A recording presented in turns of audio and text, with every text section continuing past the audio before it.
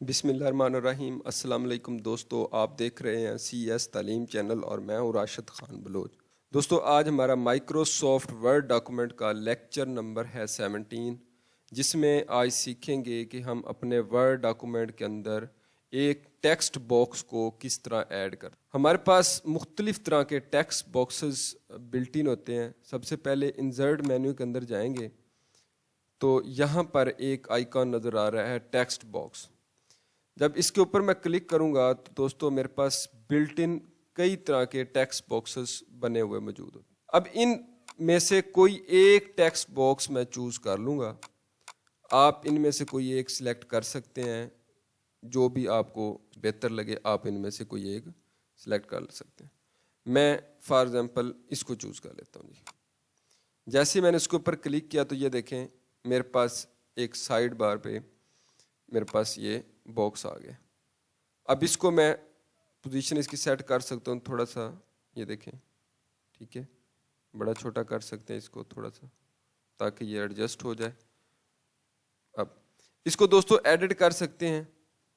जब इसके ऊपर क्लिक करेंगे, आप कुछ भी लिखना चाहते हैं इसके ऊपर, अपनी डिटेल लिखना चाहते हैं या बुक लिख रहे हैं उनकी डिटेल लिखना चाहते हैं या कोई डेफिनेशंस हैं या कोई नोट वगैरह हैं, आप ये सारी चीज़ें साइड बार में लिख सकते हैं। ठीक है, मसलन मैं यहाँ पे लिख सकता हूँ नेम जी राशिद खान, ठीक है जी।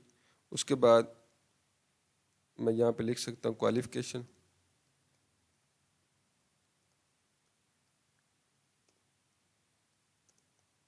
MPhil,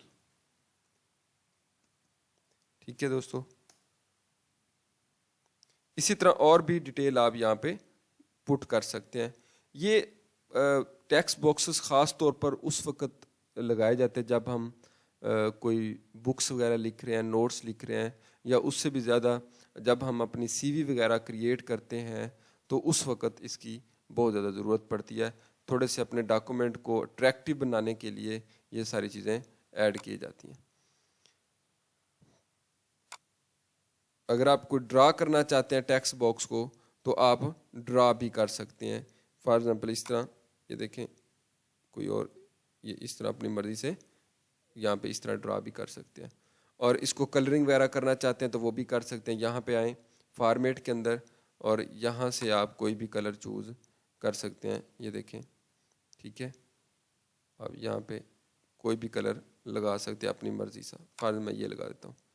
तो यहाँ पे कुछ लिखना चाहते हैं तो आप यहाँ पर भी लिख सकते हैं, ठीक है।